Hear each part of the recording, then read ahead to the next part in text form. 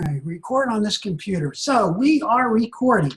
So good evening to both of you. What we're going to do is I'm just going to take you through what and where your team should be right now.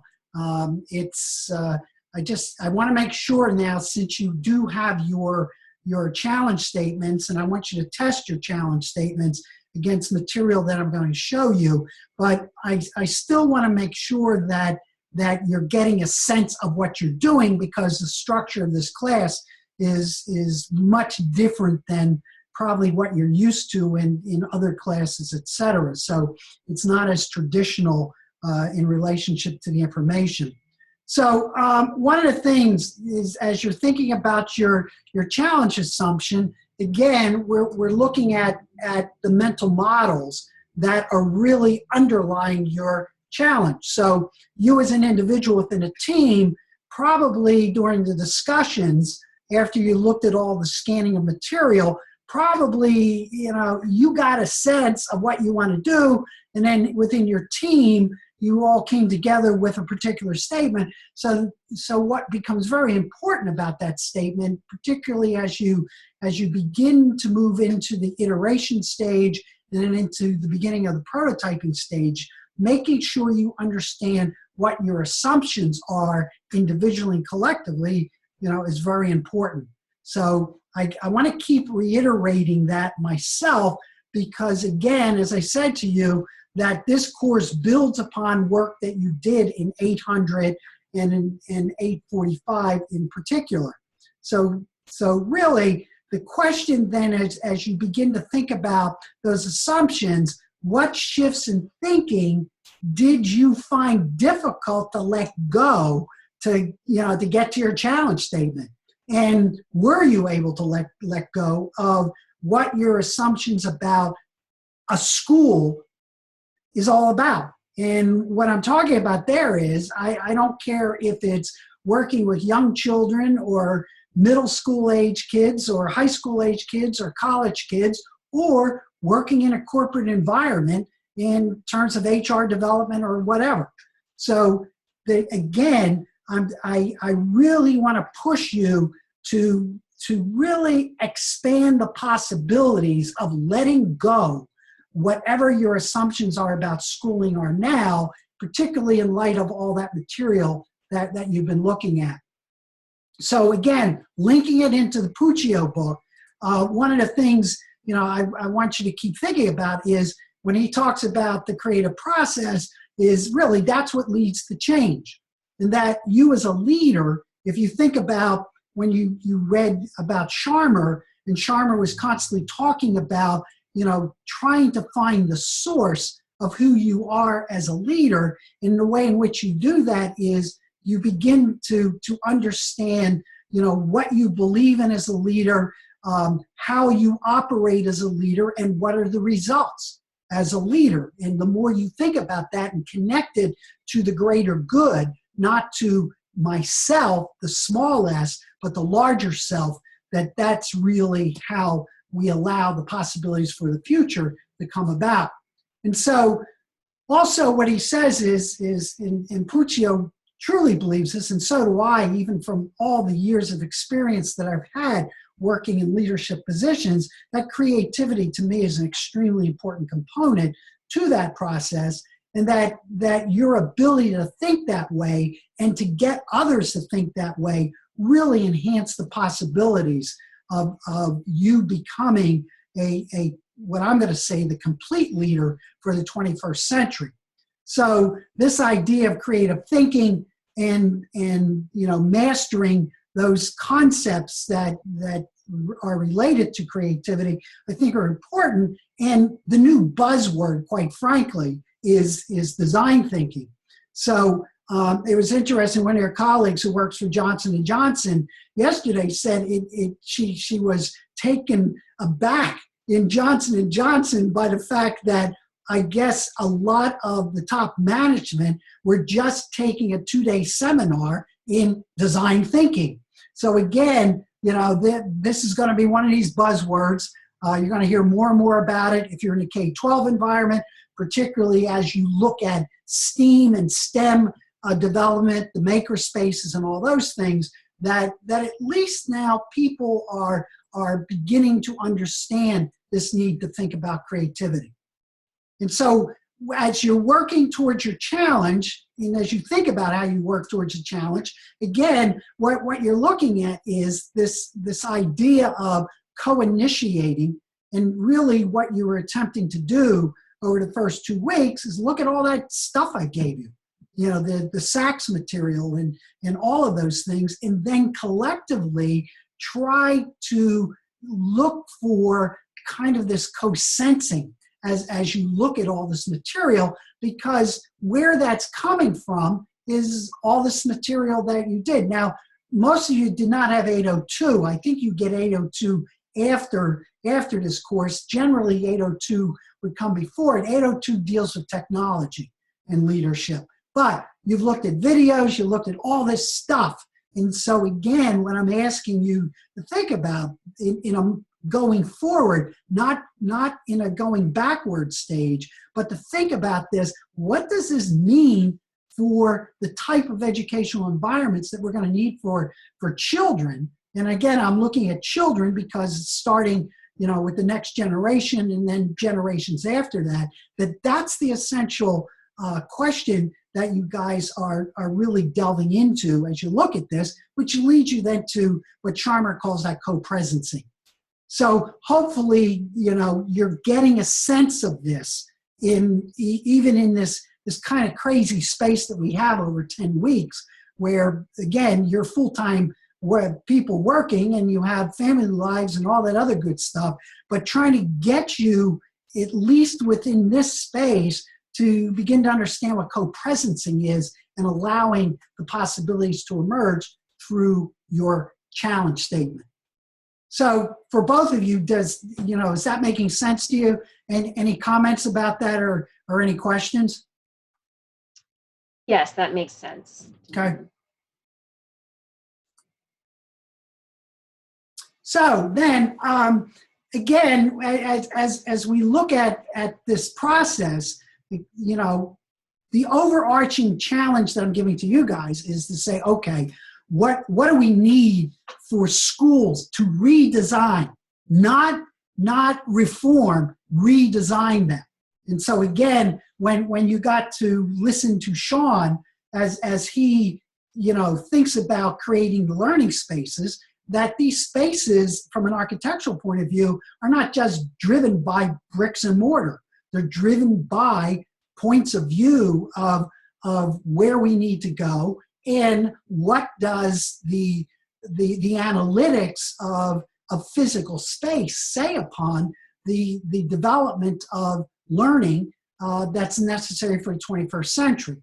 So that challenge then basically is to, you know, continually think about this statement here that we talked about in the Heifetz and Linsky, that the deeper you got to look at change, the deeper the change is, meaning redesigning a school, then that means we really have to do a lot of shifting and thinking.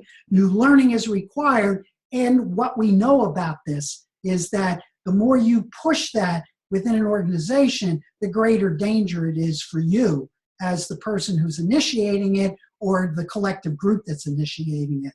So that, again, is something you have to remember, because I'll tell you right now, what you're going to run into, even in your teams, is the yes, but statement, because you're going to allow current reality to keep creeping in and really, you know, serving as the voice of judgment and cynicism that's going to block the possibilities of you guys really to play around with some very unique ideas. So as I reminded the group last night, to me, that's something you need to really concentrate on and basically to fight that urge to say yes, but.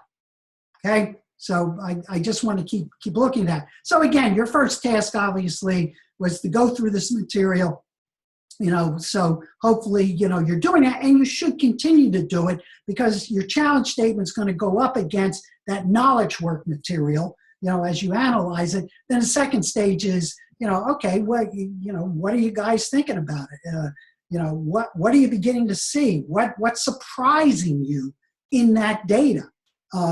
Whether it be from those videos, whether it be what you're reading, or your own survey of things that maybe you're Googling or seeing on the internet or you're talking to people about. So that becomes important, which then leads into this third task, which is to come up with a challenge statement.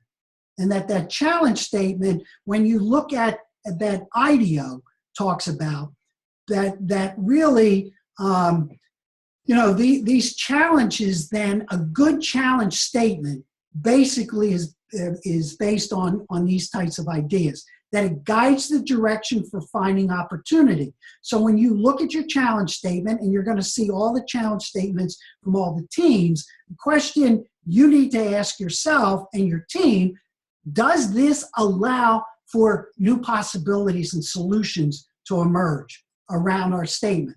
Secondly, you want to constantly keep looking at it from a human point of view. Not the type of technologies that we might use, not the type of products that might be produced out of this, the types of learning, or the types of service functionality that might take place. Don't get caught in that. What you want to do is understand what the opportunities are from the point of view of human beings, and then you begin to think of those other components as you build the types of structures that will be necessary. The other thing is that it's got to be broad enough to allow for discovery, to look for unexpected ideas. And that unexpected value is going to emerge when you guys move into brainstorming and when you iterate ideas over and over again. So the concept's got to be broad enough, but on the other hand, it's got to be narrow enough that you can manage it. So again, your challenge can't be, well, our team's going to solve world hunger. Yeah, that's great, but you can't do it because it's not manageable from that point of view. But you might look at solving hunger issues as it relates to people who are on the street. Then you might be able, within a particular urban environment, maybe then you can manage that concept. So you see how taking an idea that might be very broad, but you narrow it down in a way that it's still broad enough to create a lot of unique opportunities, but if you narrow it down to a specific group or a specific area, then it's much more manageable. So, does that make sense to you guys? Just want to make sure. You got any questions about it? It does. That just seems really tricky to get that balance between the two. Yeah. But I guess it takes, as you said, a lot of brainstorming and time to figure it out. Yeah, what's interesting about that is there's a combination there. It takes a lot of brainstorming, but it also takes that awareness of the voice of judgment and the voice of cynicism, because that's what really blocks a lot of the possibilities. So again, you're going to constantly hear me talking about that, to be aware of that, to look at it, but don't use the yes but statement. What you use is yes and, A-N-D. Big difference when you begin to integrate that into your conversation.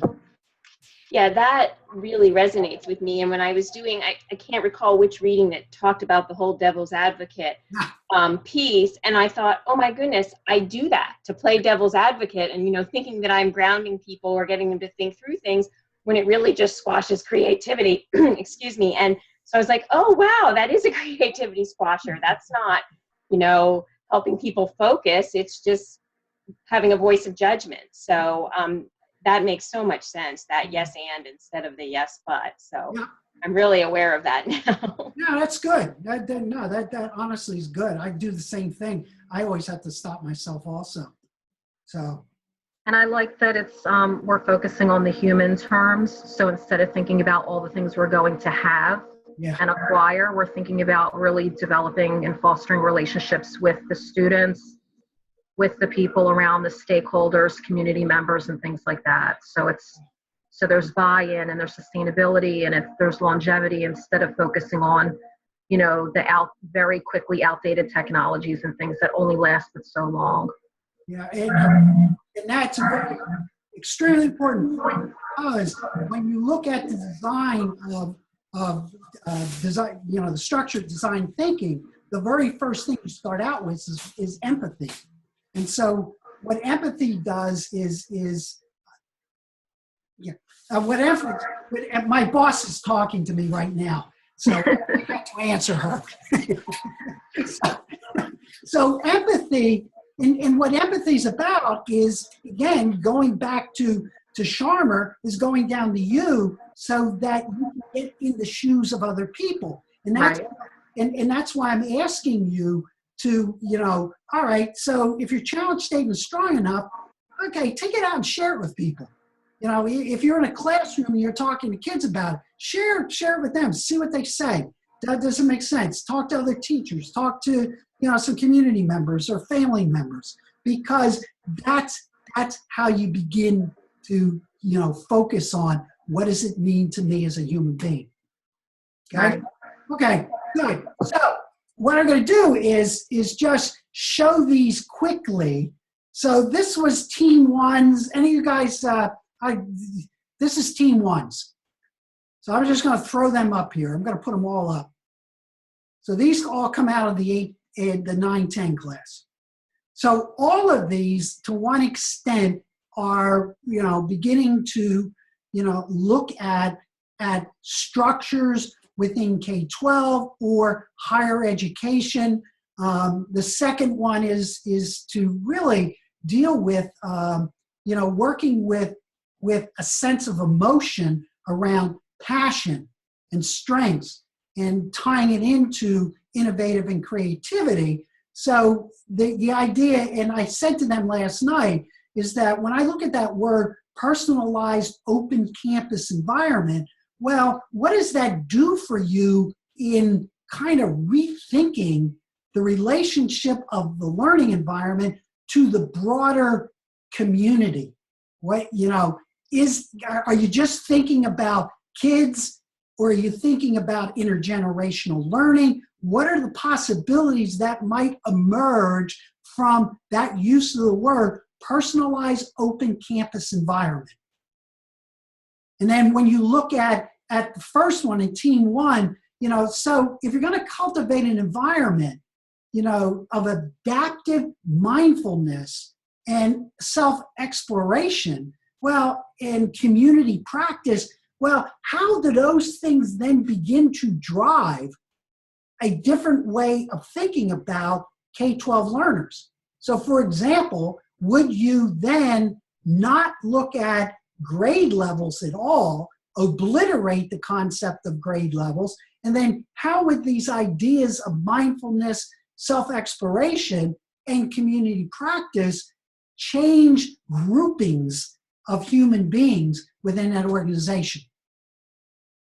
And then down on the other one, so our team challenge is to create higher education campus. Well, what does that mean? So if the primary focus, as you read through that, is to design a hybrid program for high school students to take this off, well, are you going to be stuck in what we call, like in Pennsylvania, dual enrollment? Or is there a different type of model that can emerge out of this, that we no longer use the word high school, or we use the word college, and we do away with the concept of credit? So again, looking at these words become important. So, but what we want to do here is we want to have partnerships with organizations and high schools. Well, how can you rethink that? How can you expand that? How can you not use the present structures, obliterate the present structures, and come up with new ideas of how you can do that, and then look back to a lot of the ideas that you're exposed to in your readings or what you're seeing there. So again, there's 3 teams coming out of A10, okay? Now let me go into, let me bring all these up. So here are 2, because the third one is long, so I'll bring that up. So again, when I look in at 150, 150 is the Philadelphia class. That's the blended class. So we have the concept of work hard and play hard. Well, okay.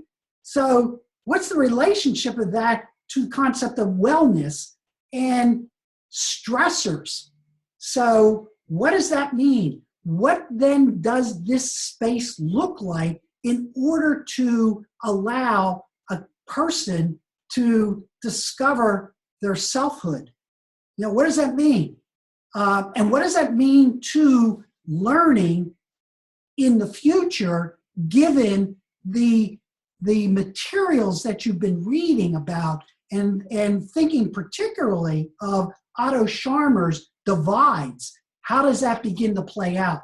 You know, how then do you begin to drive the development or possibilities of both physical structures and the organization of information and the grouping of people, all centered around this idea of reducing stress? So again, look at that. Now look at Team 2's. So we're going to create a fertile educational environment. Well, all right, so what's that mean? Again, we're looking at those divides. So the question is, what are the metaphors that would allow for the development of a fertile educational environment?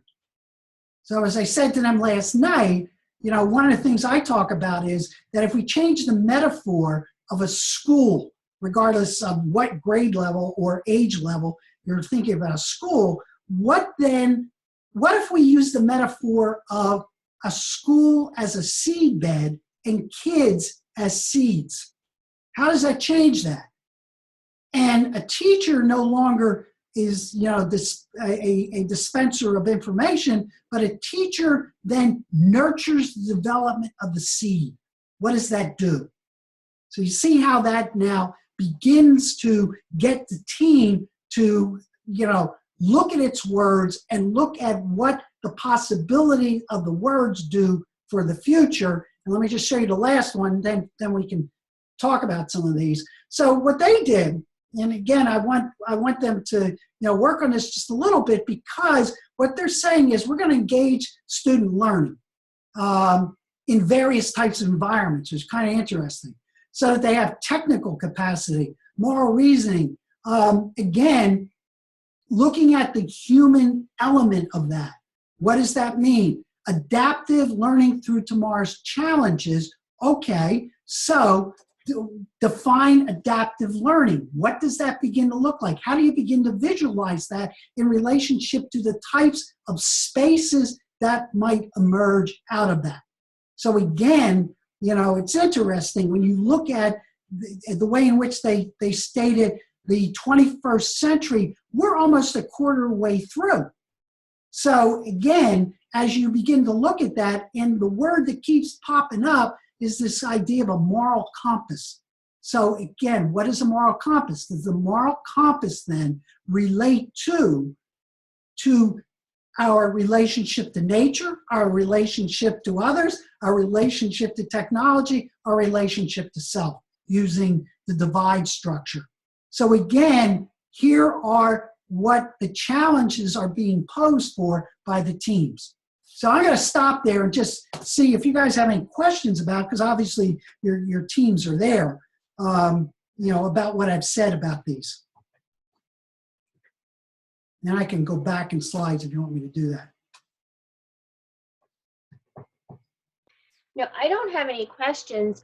My group, a few of my group members who were there last night had sent through our chat for Anthony and I to see some of your comments about expanding out into the community. And none of us had thought of that, but it was a springboard. I mean, we had a whole dialogue last evening of other ideas that just rolled out of that whole multi-generational concept.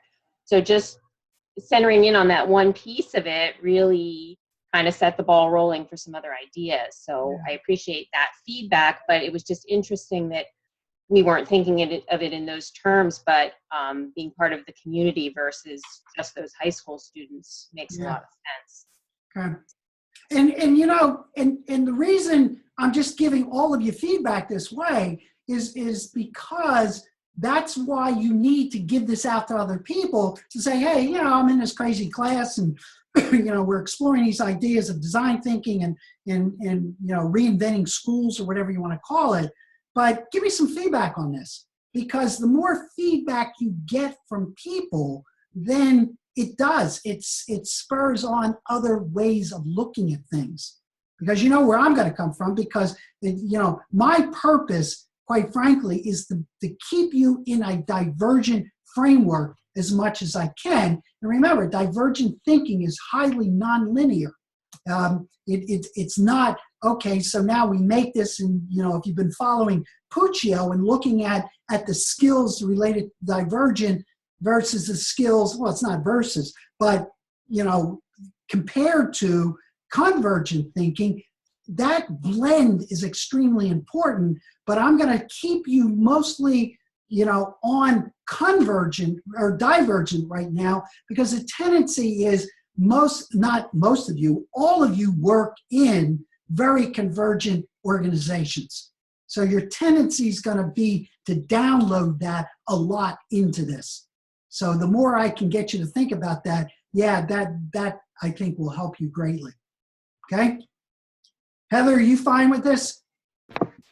Yeah, I think it's right now it's this slide that we're looking at is for my team. Okay. And yeah, we have the basic foundation. We spoke about some of the ideas that are important to us. And a part of that is in the email I sent about how we want to apply it to some of the, you know, students and regions of the country that are just not getting the education they need to receive. So, you know, looking at, I think we're steering towards Native Americans and looking at really specific, whether it's a reservation or just a region where they're heavily populated, and finding out how we can apply some of these, that sort of, like you spoke about, that human connection, and making sure that they're not slipping through the cracks. Good. Like we know that they are, but really bringing to them all of the things that they should be receiving, so that there's equity there, and, you know, that they have access to all of the things that they should have access to and more. Yeah, and really using it as, you know, a way to showcase all of the amazing things that can happen in education, because there's so much potential. yeah, and you guys were looking at social justice, if I remember. Yes. But here's what I want you to think about, because now looking at disbanding the obsolete factory model, very interesting. So if you use the case study as a Native Americans, basically on reservations, if you think of that concept. But, you know, I also want you to think about then, what can we learn about that to change the whole structure, period? Okay? Right. So instead of, you know, looking at our typical traditional way of doing things and conducting business as usual, like the factory model that's noted here, it's, you know, we have an opportunity to just completely shake things up in a situation like that. So some might look at it as a really tall mountain to climb because you're starting from the ground up, but I'm looking at it as an opportunity to really just be able to do what we want to do and go in there and be completely innovative, because they've been neglected and abandoned. So, you know, we can really do some great things there. Yep. Which then will serve as a catalyst for possibly, so think about that. Think about using this in North Philadelphia or in Washington, D.C. or in Detroit or any places like that. That what you learn from that type of environment might have a sense of, you know, connecting to nature. And particularly when you think about Native American spirituality and things of those nature, is that then take a look at how moral reasoning, social justice plays into that, but also to the concept of the divide between us and nature. So for example, you know, other teams in the past have done a lot about sustainable urban farming, which is kind of interesting. If you think about how that possibly then ties into, Native American and from a cultural point of view and their sense of nature, what does that mean? So Absolutely. what I'm saying is use that as the approach, but also look at it as a model for everyone too. Absolutely. And that's something that we actually talked about, is first understanding what is valuable to the people that you're trying to educate. Okay. So going into this, reservation or community or whatever it is, finding out what they value and what's important to them, and, what skills do they need for their 21st century workforce, and what makes sense for that context, and really making sure that we bring those things in so that it's a valuable educational experience for them, and not dubbing it, a K-12, but having the sense of community and an open space where the parents and relatives can come in and learn alongside if need be. Yeah. Okay, cool. All right. Welcome, William.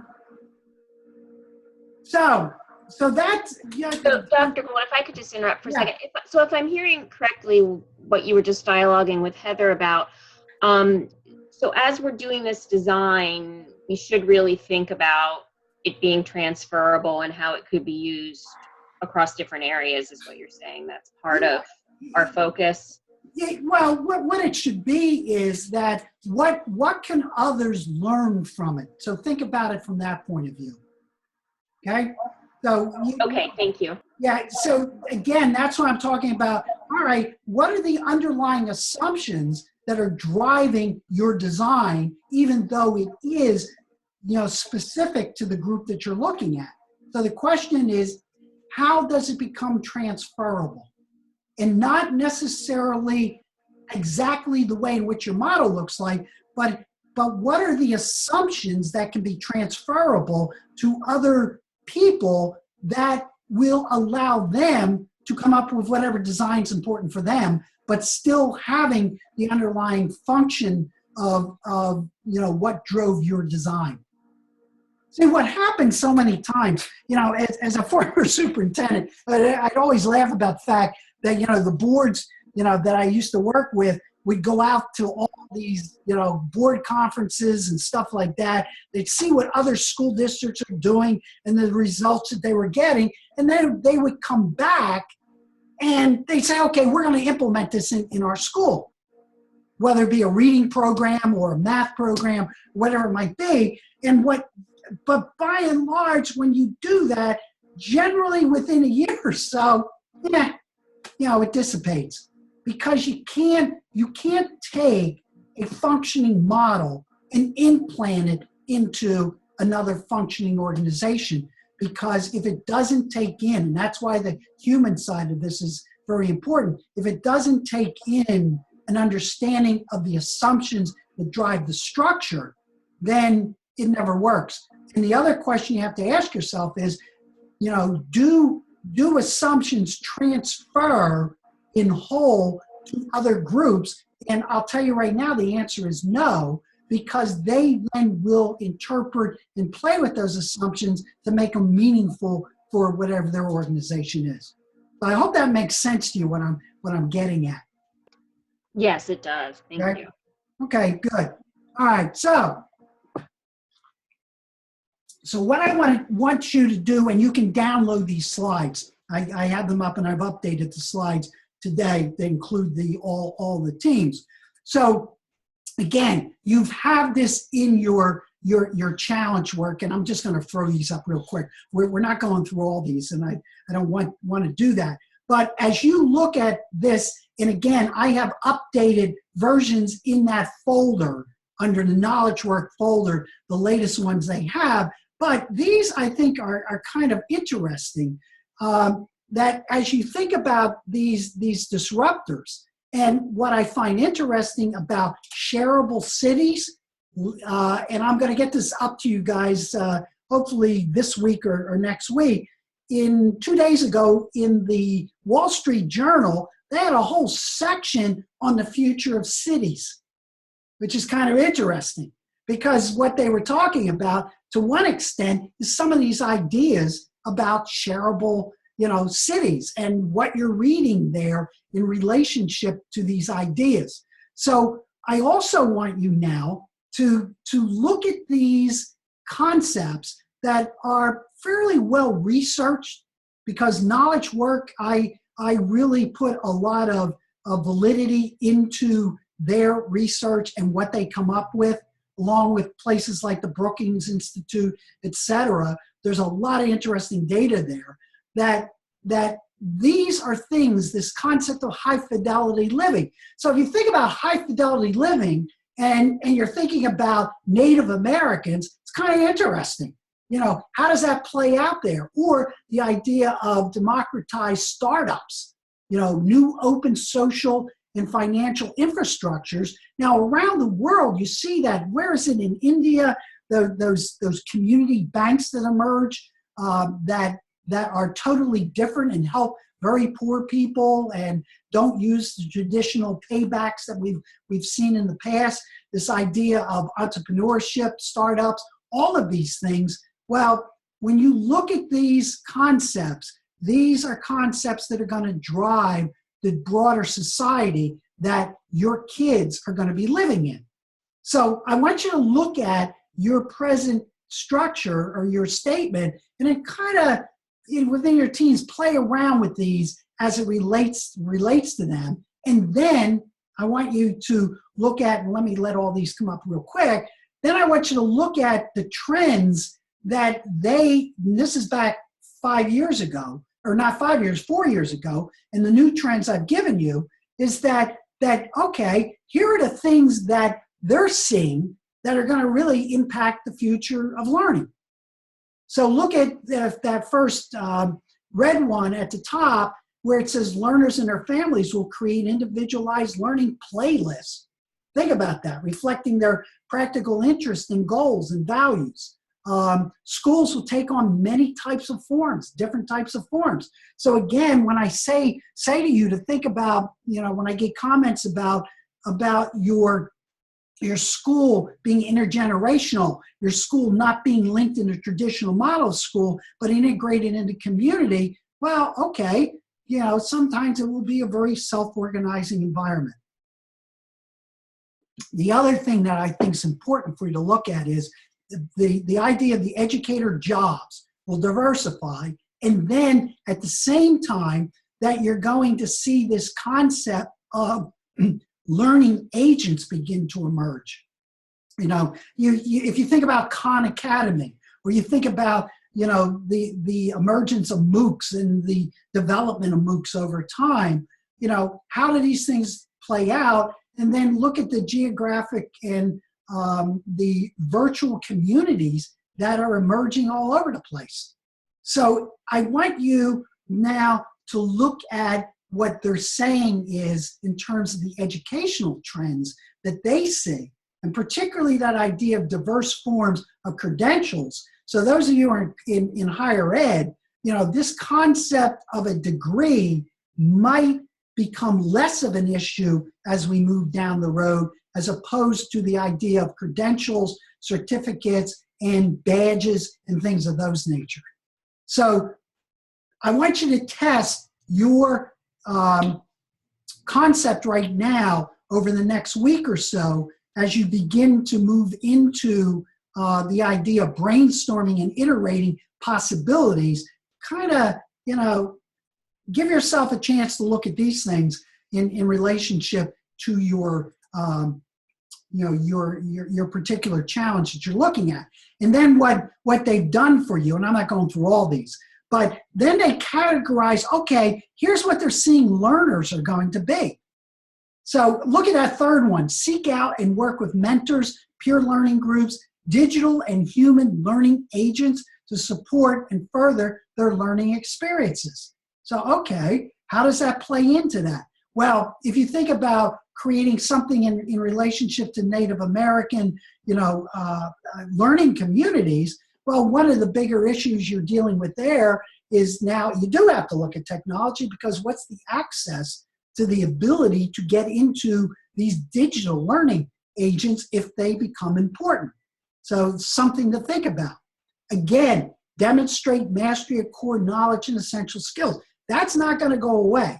I mean, if you're going to be a brain surgeon, you better know something about anatomy of the brain. You better understand that. You also better have very good psychomotor skills. So my point is that when you think about the learner, how do we engender in them the desire to find out who they are and what they truly want?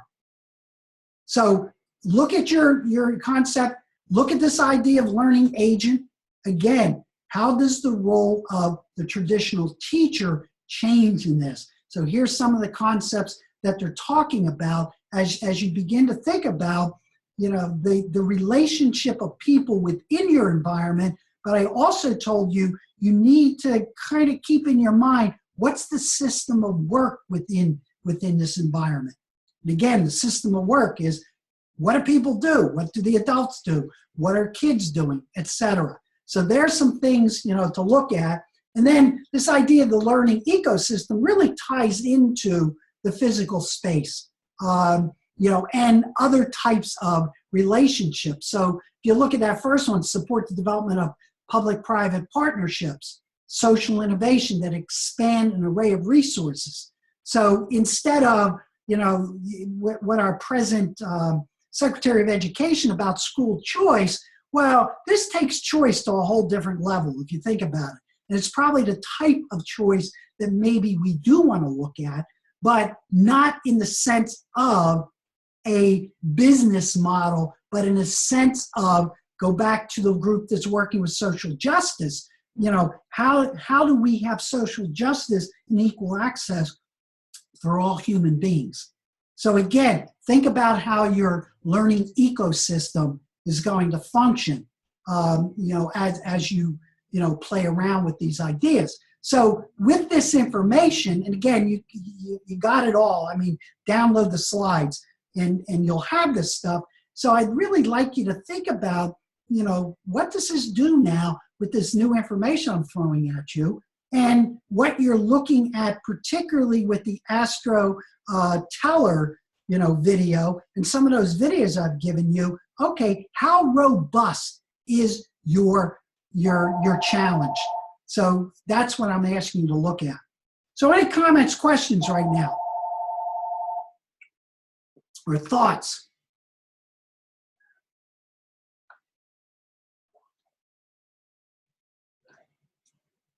I've totally paralyzed your thinking.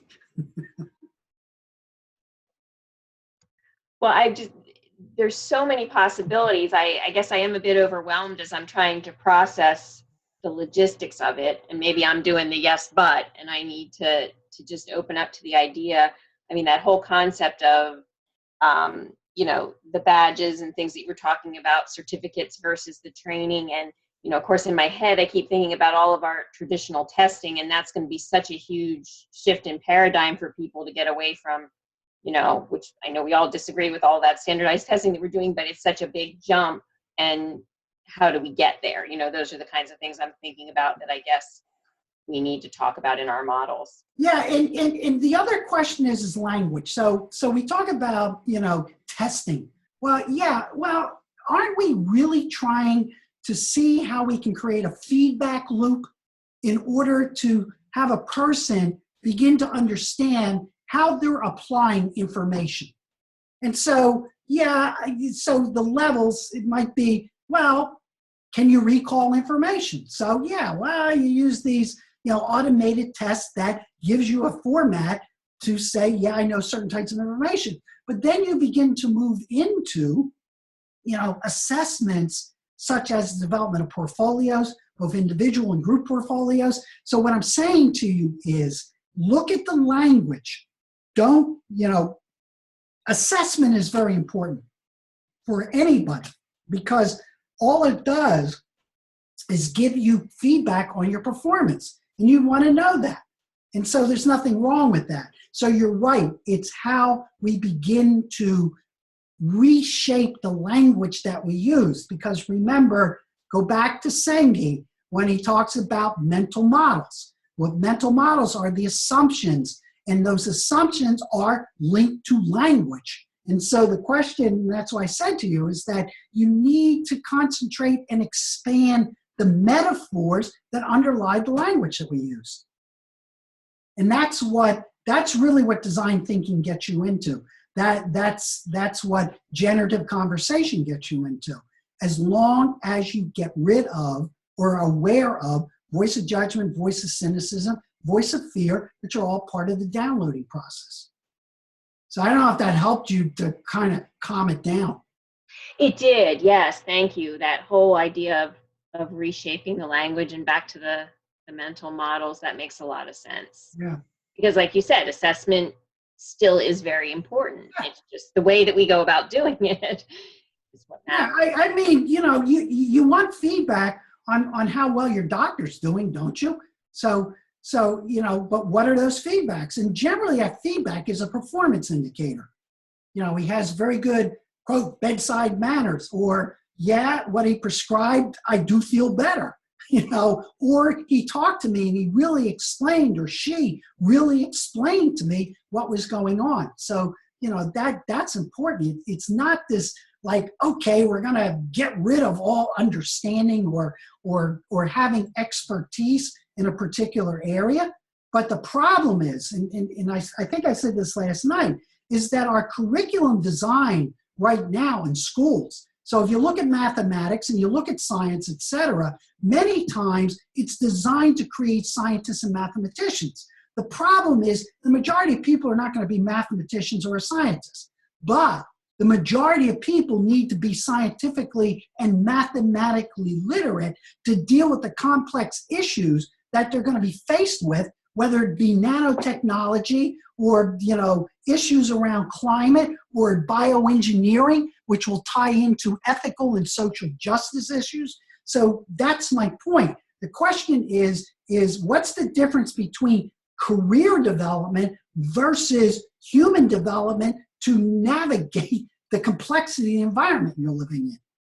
So you all don't need to be, quantum physicists, but you probably should have some sense of what quantum mechanics means to daily living today, particularly with the fact that we're moving towards quantum computers. See what I'm saying? Yes, I do. Thank you. William, does that make sense to you, what I just said?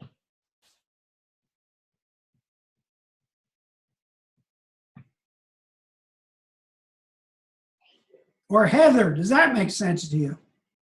Just want to make sure. Yeah, it makes sense. Okay. Absolutely. And I work in a K-8 school, and I'm actually the testing coordinator for PSSA. So yes. I understand just how intense that whole thing is, and I'm actually looking forward to thinking about a situation where that does not come into play. So it's my pleasure to do that. Yeah, and I'm serious about this because maybe what you come up with is something, that you would share with legislators. Say, look, guys, this is a world we're moving into. This focus on the PSSA, the way it's designed now, is not going to do it for what we need for our kids. So, think about it from that point of view also. Right. So, again, what I'm trying to get you guys to think about is not reforming our schools, but restructuring them. Because I'll tell you, I've had 3 years and I've been through so much reform, it is ridiculous. And quite frankly, nothing's changed.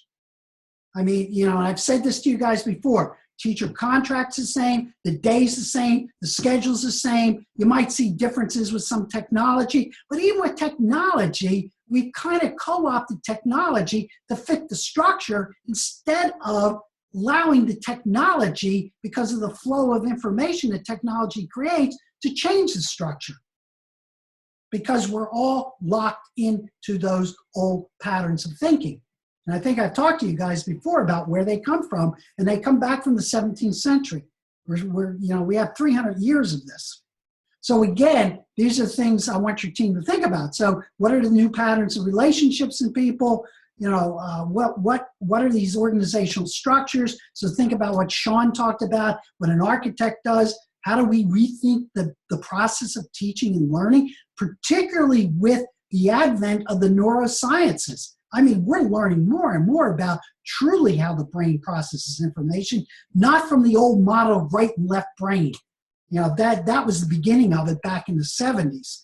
But, you know, now we're getting some very interesting relationships between, you know, neurosciences and learning. And I can't think of her name. Her last name's Diamond, up in Canada.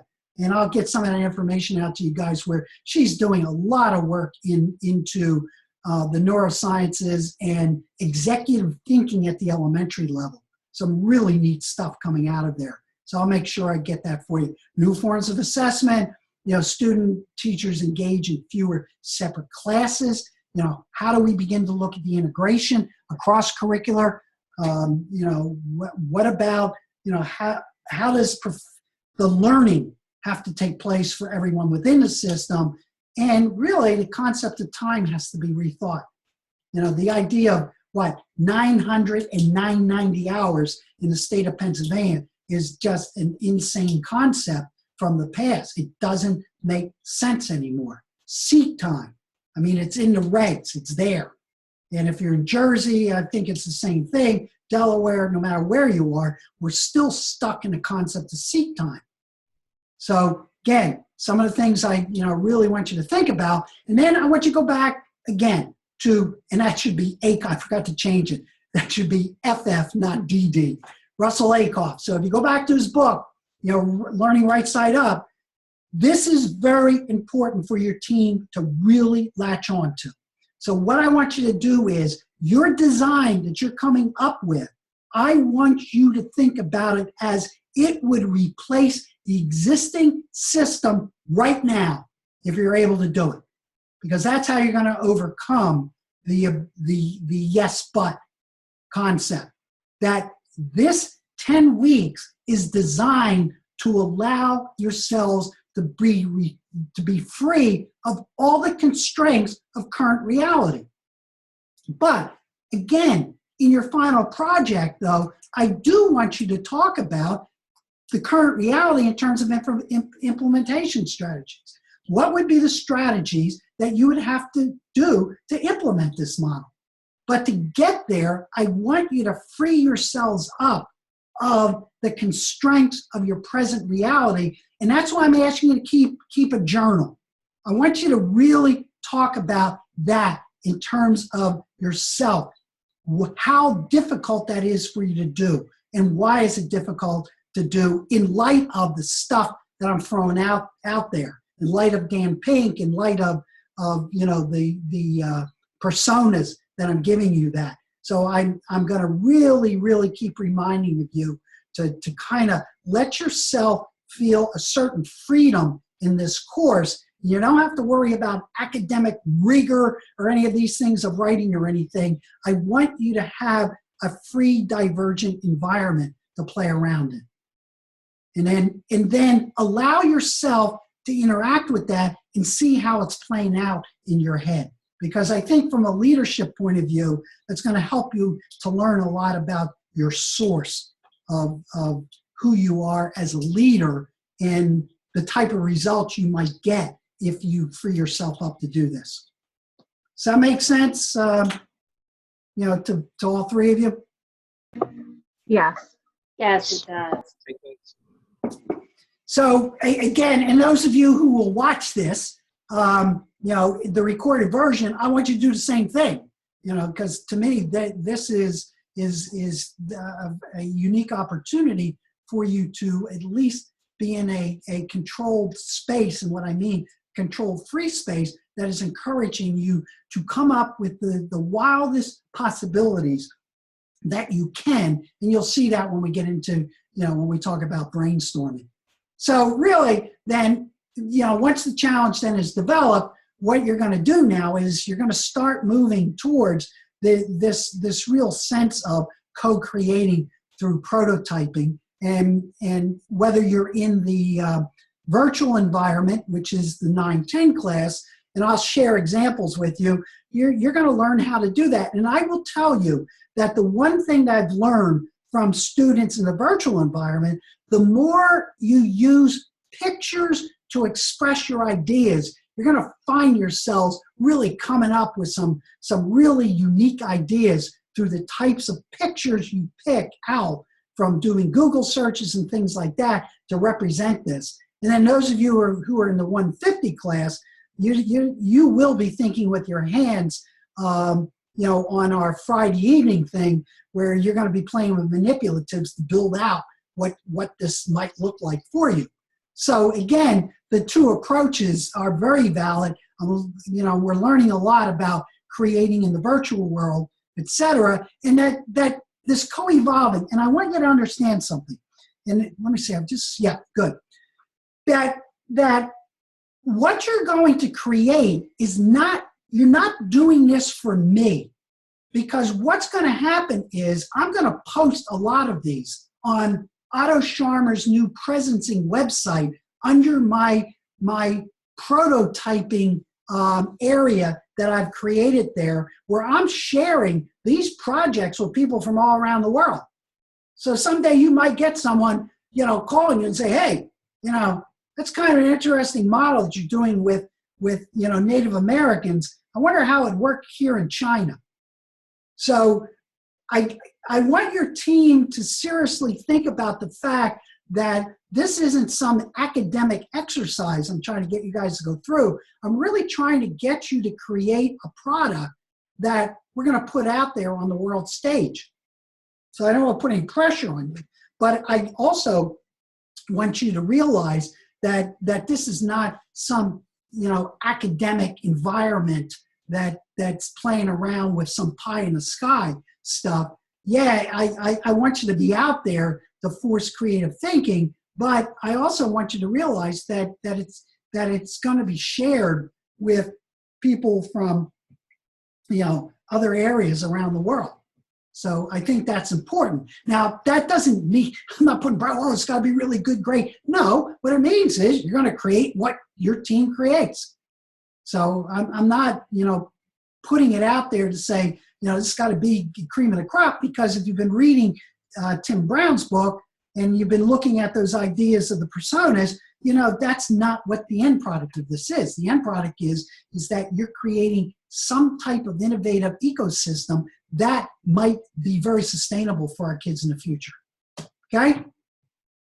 So I think that's important. I just want to make sure that's there, and I said the same thing to the group last night.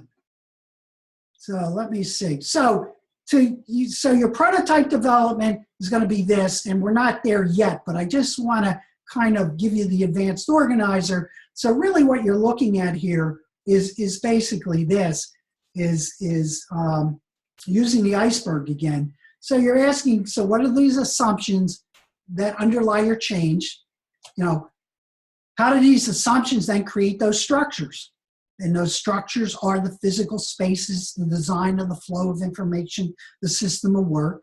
And then you're going to talk about, you know, all right, you know, if we do this, what are you going to see over time in terms of the behaviors of people within our system that we're creating? And then, you know, the examples are sort of like day in the life stories of people living in the learning environment that you create.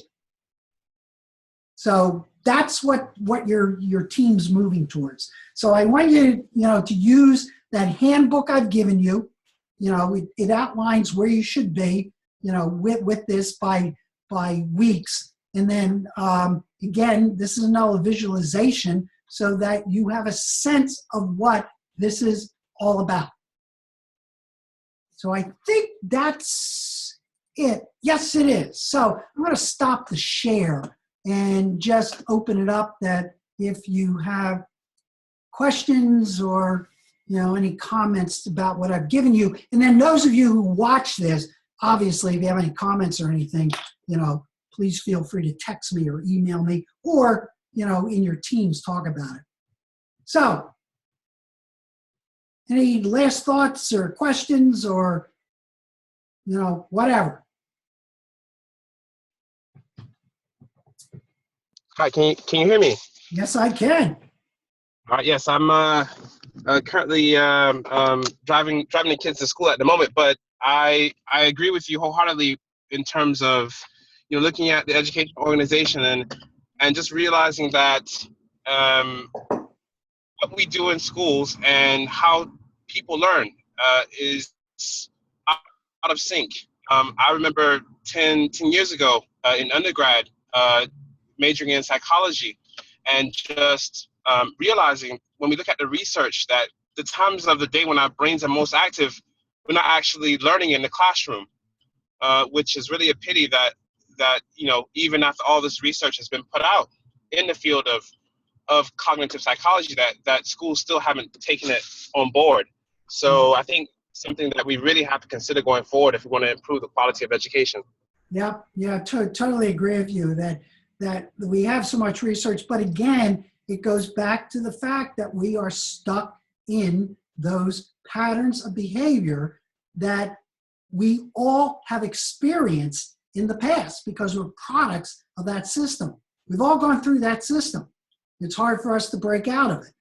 And as I told you guys before, I said, the reason I'm in education is I said I graduated second in my class in high school. And, I usually pause there from the bottom. And it had nothing to do with learning. I love to learn. It's just, man, I was so out of sync with the system. And I think that's one of the reasons I stayed in, try to at least, make some changes. And as I told you, I have in a couple places, and other places I've been a pure failure towards it. But that's, what it's all about. So anything else?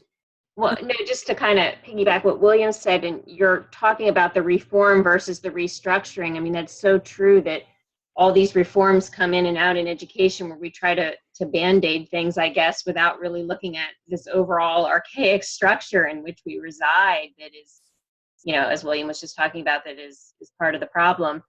And that whole training and the role that teachers will play, I think, is so important. I think it was in Ackoff where he was talking about how a student pointed out to him that he was a good learner, not a good teacher, because so many teachers who go into education are there because they love learning themselves, but it doesn't mean that they're necessarily the greatest facilitators of learning. Yep. And that kind of is coming back to me now as I'm thinking about that whole role that the teacher should be playing. Yeah, and at the the danger of my colleagues at the university level, I think that really comes out at the structure of universities, just what you said. That we love our learning and that's it. We're learning ourselves as the instructor, not helping our students to become learners themselves. Okay, so if there is nothing else, then that's it for tonight. I will post both of them up. I'm going to recommend people listen to this one first, and then if they want to listen to the other one second, that will be available also, because they're, as I said, they're not the same. I mean, we covered the same slides, but my interaction with you three definitely was different than the interaction with the other people who are on that, which is okay. So I think the combination of both should help all the teams. So I am going to stop the recording, and I will